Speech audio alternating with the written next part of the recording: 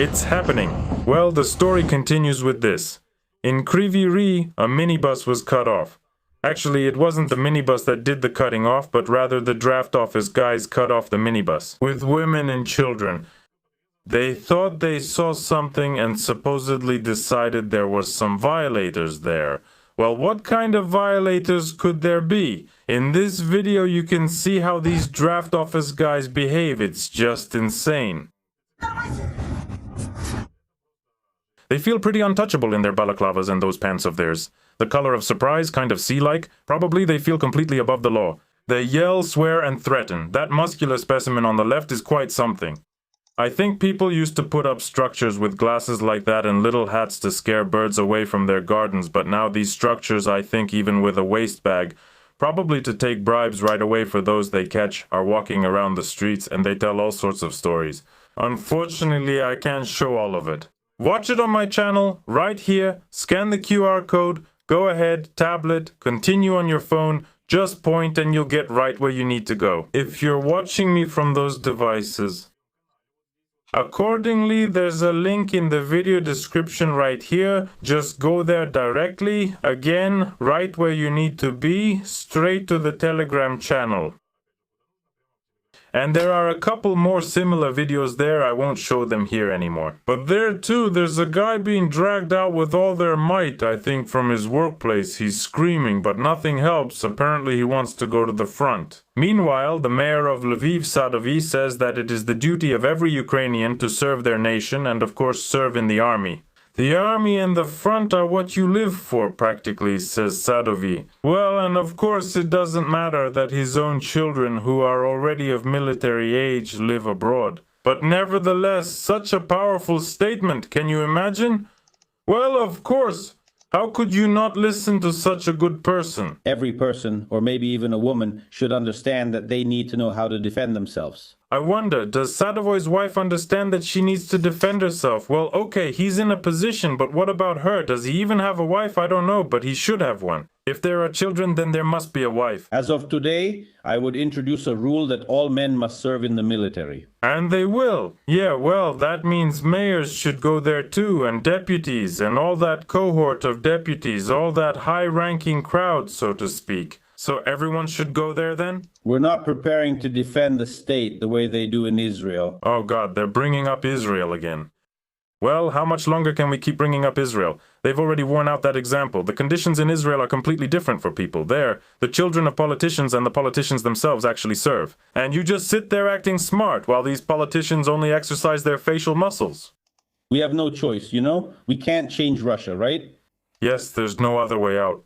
So we have to send other people to do the dirty work. But we've already raked so much that now there's an evacuation from the Dnipropetrovsk region. Apparently it's because people like this character just sit around and don't join the armed forces. They don't go anywhere, not to any front. They send their relatives abroad en masse, buying up almost all the villas there along with all the related amenities. What? Again, even the bird of resilience, Juan with his sombrero, is shocked by things like this. Well, let's see what's happening. Evacuation is mandatory in Dnipropetrovsk. Hundreds of children will be evacuated from 10 villages. Let me remind you that the evacuation is truly mandatory. Even if parents don't want their children to be taken out of those villages that have been designated for evacuation, the children will still be taken out by force. Because, well, that's how it is. Mandatory evacuation for families with children has been expanded in the Dnipropetrovsk region. Due to the constant threat of Russian shelling, hundreds of residents, including more than 300 children, must move to safe areas. This was reported by the head of the Dnipropetrovsk Regional Military Administration, Alexander Hanji, on Telegram. Who will be evacuated? By the way, they are planning to ban Telegram in Ukraine because they say there are FSB agents there and everything else, PSYOPs and so on. But for some reason, posts from both local and global leaders are still being published there, which is strange. Rescuers, law enforcement officers, and representatives of humanitarian organizations are involved in the evacuation. Residents are transported along safe routes to transit centers. There they receive information and assistance. Now, just imagine, Several hundred people who have been evacuated, yes, they have arrived at some transit centers. They were given a bottle of water each, I don't know, a diaper for the children, a box of cookies, a small package. And what happens next? Well, they don't really get any money. As for work, will they be given a job or not? What are they supposed to do? So they took a person out of the village. He had his own farm there, maybe not cows and goats, but at least chickens, maybe some tomatoes, potatoes, and a garden in his backyard. What is this person going to do in some city without his own farm? Even if it's in Dnipro, he has no money, he has no place to live. Renting a place now is extremely expensive. A year ago, I published information when people were being evacuated from Donbass. Even back then, people were literally telling their stories on the street, giving interviews, saying that no one was helping them at all. They dropped us off right here at the corner from the bus and said, "That's it, good luck, we've evacuated you. From here on out, you're on your own." So it turns out to be pretty much the same thing. What do the evacuees get? Financial assistance, medical and psychological support are extremely necessary in my opinion. That's just what the doctor ordered, plus legal support. They provide food and hygiene products, but the most important thing, and I'm not being sarcastic here, is that specialists help restore lost documents when needed. But in just the last 10 days, more than 1,000 adults and over 400 people have left the territory of Dnipropetrovsk region. And the head of the Dnipropetrovsk Regional Military Administration urged residents not to delay the decision to evacuate and to leave for safer regions in a timely manner. Well, is this already a so-called victory or what? Honestly, we don't really understand here together. Is this already a win or not? One Sambre is at a loss too, because that's how confused we both are. Next, another piece of news about the attack on a private training ground near Kyiv where an evacuation was being demonstrated. That was weapons. It was actually a weapons exhibition, and suddenly they held it outdoors, and Russia carried out an attack on that training ground. Well, it's very similar to what that drone queen Belinskaya did a year or two ago. She also held some kind of weapons exhibition. Everyone was talking about it everywhere, announcing the addresses. They hit that exhibition. She in particular spread the word. They hit the exhibition, people died, and the drone queen just walks around. She discusses this strength talk, the 1991 borders and all that. And all that, it's pretty much the same here. I mean, you can't keep that under wraps. You just can't keep that under wraps, as the saying goes. If you're holding the biggest weapons exhibition in Ukraine, of course you can't hide its location. And it's about as foolish, excuse my language, as awarding soldiers in the armed forces at a bridgehead again, out in the open, when they called up those who distinguished themselves. They assembled people from different regions again, and they were hit right there at the same training ground. Where is the sense in the leader's head? Honestly, well, again, we're just baffled. They're writing to us that on July 24, during the day, Russia launched a missile strike on Kyiv and the Kyiv region. Ukrainian media, citing the founder of the company, report that Russian forces struck a training ground in the Bucha district of the Kyiv region. An arms exhibition was taking place at the training ground. 10 people were killed and about 100 were wounded. And representatives of the Ukrainian defense industry were present at the exhibition, and the location of the event was strictly classified. Are you kidding? With modern means of communication and all these technologies, it's impossible to keep the location of such a major exhibition secret. It would be one thing if it was some kind of meeting of grandmothers discussing types of tea or something like that. But this is an arms exhibition. Of course, it draws attention. It has attracted the attention of most Ukrainians and Russians, those responsible for intelligence and everything else. Seriously. Zelensky immediately wrote about this whole strength thing, about the rescue operation. If things like this didn't happen, there wouldn't be anyone to rescue. Reports say that there are dead and wounded. Here they say 10 people died and 100 were wounded, and an investigation has been launched into improper conduct of official duties during the organization and execution of the event, which led to the loss of lives and other serious consequences. But wasn't it clear before that an open-air weapons exhibition, especially in Ukraine, would almost certainly be targeted, like a 90% chance? I won't say 100%, but 90%. It's like not knowing that if you stick your hand into boiling metal, you shouldn't be surprised when, oh, everything gets burned. What are you doing over there? I don't get it. Or, okay, if they held that exhibition somewhere, like in some kind of super deep underground place, a kilometer deep in a mine or something, roughly speaking, but it's out in the open, are you all crazy, or is it just me? And these people still want to be in charge? They can't even get a spoonful of borscht to their mouths, and suddenly they've been put in charge of organizing some kind of exhibition. Well, but at the same time, there are also other wonderful statements. Here, once again, Tika and I, the bird of happiness and resilience, are extremely pleased. The thing is, they're planning to improve the standard of living for Ukrainians now, and of course the quality as well. It turns out that the main priority of the state is the fight against poverty. During wartime, fighting poverty is the right thing to do. That's the main goal we need to achieve right now. While dozens and hundreds of settlements are being destroyed and hundreds of thousands of people are being killed, that's exactly when you will achieve prosperity. Well, I understand maybe if the goal is to fight poverty, maybe for the deputies, everything can be resolved here, I won't argue about that. But if we're talking about ordinary people who are left without shelter, without food, without any financial means to survive, what kind of fight against poverty is that? Ukrainians are fighting poverty on their own, leaving for Europe, the US, and other countries, finding jobs there, starting their own businesses. I know many people who started businesses in various fields like construction and IT. Everyone does something different. That's how they solve poverty problems. But what the people in the government are doing is just window dressing. I remember as a kid I read that word somewhere and wondered what glasses, who was rubbing them on whom, where and why, but then everything became clear. The author of this wonderful initiative was Terekov, the mayor of Kyiv and the head of the Association of Frontline Cities and Communities. They're definitely fighting poverty there like crazy. State policy should be aimed at improving people's well-being. Unfortunately, says Terekov, today one of the biggest problems in Ukraine is poverty. And the statistics speak for themselves. In fact, every third Ukrainian lives on the brink of poverty. And these are not just numbers. These are people who go to the store every day and are forced to choose what to buy, medicine or bread. People should not have to face such a choice. I can come up with a speech like that too. Here, it's clear that AI clearly helped him with this too. Because these kinds of phrases like, this is not a comma, this is defense industry, that's the kind of thing AI does. Well, here you could say the following. Naturally, every person is an individual.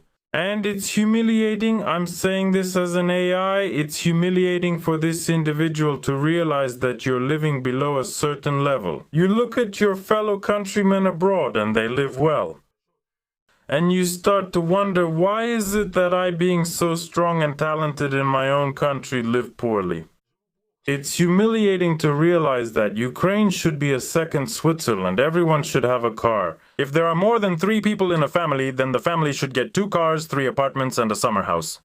And there should also be a garden plot where people can grow their own food. At the same time, there will be complete independence from factories. No imported food products, purely Ukrainian products grown with your own hands. This is what the government should pay attention to, but this impromptu idea I think is even better than that Terekov guy. Write what you think about my speeches. Should you really be pushing them at a politically important time? Well, in short, it's complete nonsense. Well, you can't end the war, and here you are talking about how it's clear that we need to fight poverty. But these are just speeches, just PR for your own image. They're just saying what people want to hear, like, for example, tariffs shouldn't go up, or everyone should be happy. Or children should listen to their parents, or education should be at a high level. Well, you can come up with things like that. Honestly, I don't know. You could spend all day on this, write a 3-volume set and sell it at a high price just for people who can't think for themselves to read and repeat these obvious points. If you look at it more sensibly. Terekov also reported that there is a package of legislative initiatives aimed at increasing people's incomes, raising pensions and salaries. Can you imagine that? That's how it is. This is no joke. We propose to stop the further increase in prices for essential goods by introducing a reduced VAT rate on socially important goods. Another issue is the cost of fuel. The government should regulate gasoline prices because fuel today is a significant part of the cost of almost every product. I grew up in the 1990s and I remember how they tried to regulate prices for goods and set exchange rates. As soon as there's the slightest mistake somewhere, it shoots up like a spring that's been compressed, and then it releases and just flies off into space. It feels like these people have never read any economics at all, or maybe they just weren't around for what happened before. But government regulation of fuel prices, well, you there too, well. One expressed everything I think about this, so what? And also Zelensky's speech is about the same level of development as Terekov's. He said that Ukraine has two scenarios this winter, negotiations or a new escalation. Well, it's the same, like we have two choices, to drink or not to drink, to eat or not to eat, to go for a walk or not to go for a walk. At the same time, the choice isn't really between peace or a new escalation. Almost any normal person wants peace. But it's the authorities, those in power, who have a choice. A new escalation to make money or not. Here we have a certain Stillerman who was put in charge of these flamingos to produce these missiles. But this Stillerman, who used to go by the last name Danilov, says the following: if peace comes, all investments will end and we won't be able to make money. Well, there you have it. Initiatives for peace, for negotiations, for some agreements, contracts, all those resilience plans, stability plans, and other plans that you can't even read anymore because they've burned. So, in short, Zelensky named two scenarios, and the coming months will be decisive for the war. For 6 years now, it's supposedly been a turning point for the war, and 6 years later, it's still turning. Already this winter, Ukraine will either enter negotiations with Russia or face a new escalation. So, basically, let's take a look at some powerful leaders and evaluate them as well. They're no less intellectually developed than the ones I just showed. So, for example, who do we have speaking here? Well, who is it this time? This one, for example. And here we have young Elton John in the process of transformation on the left. So, obviously, this is young Lenin, but he's trying to pretend he's not satisfied. You don't have to force yourself to be someone else. Be yourself, be young Lenin. Why all these transformations? Well, on the right, I would say, but I won't. They called up 22,000 troops under contract. Of them, every seventh person is someone who has a criminal record, is under investigation, or, well, let's say they have problems with the law. That is, they take everyone they see, drive everyone in, but it's loss after loss. This is extremely important, as young Lenin would say, but he won't, because he's pretending to be young Elton John, but even that's not important. And these stories about everyone being grabbed in Russia aren't true. People go themselves for money, and they aren't being taken. These conscription vans aren't in Russia yet. Maybe they will be. But for 2 years, they've only been driving around streets that aren't in Russia at all. And here we can recall Kuchma's book, Yes, Ukraine is not Russia, especially in connection with these very conscription vans, these forced roundups. But there's also another lady who says she says that Putin's time is over, it's almost reached its end. This lady, by the way, used to criticize the government and financial matters. She spoke interestingly, especially about pensions, but something changed. She came to YouTube, as Kerbenito says, one of the members of the cohort of hawks, by the way, she gave birth, and it's like with Postman Petchkin. I just didn't have a bicycle before, that's why I was so angry. That's it. They really show their weakness, that the only thing they have left is to stomp their feet and threaten us with strikes. I think that they're not threatening, they're actually hitting, ma'am. I understand that the lady, Deputy Kyiv, right, from Poroshenko's party, she probably has her own little summer house with a generator with solar panels, and most likely it's in Koncha Zaspa where that summer house is located. As you know, no one strikes at the so-called decision-making centers, but they strike at ordinary people in ordinary cities, big or small, it doesn't matter. And there, they're not just stomping their feet, they're hitting so hard that even gas stations get hit. Gas stations were destroyed on the Kharkiv-Dnipropetrovsk highway, strikes on Odessa are still ongoing, the Black Sea is practically closed off to Ukraine, and there are 2 billion in losses. And as for Deputy Kyiv, he's just stomping his feet and getting on our nerves, me and Juan. Putin's time is actually starting to run out. A countdown for him has begun. His domestic situation is very unstable with the political elites, the population, the economy, and the military. Well, the powerful Russian army has already basically been turned into mince, and this will lead to a collapse inside the country. So, well, yeah, this is the perfect time for Mopsik to step in with his comment.